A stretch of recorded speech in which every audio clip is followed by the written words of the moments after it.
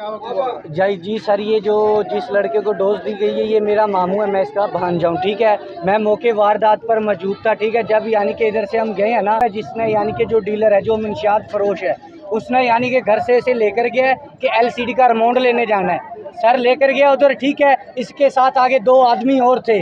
उन लोगों ने ज़बरदस्ती से डोज दिए, 10 डोज दिए सर, 10 डोज दिए। और उसके बावजूद हम जब गए हैं यानी कि आगे ये बिल्कुल यानी कि इसका एंड हो गया था। जब हम इधर सिविल में लेकर आए हैं सर, इधर से भी उन्होंने जवाब दे दिया।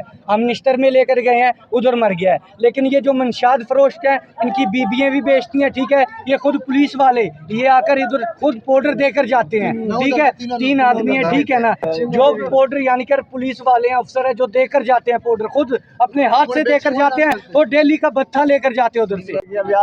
काम करते उधर जाके, तो उधर जाके टीके लगाए, 2 आदमी और खड़े थे। मेरे बच्चे के साथ इतनी जायजी की है, 10 टोकरों की उसके साथ वो ड्रिप लगाई हुई है।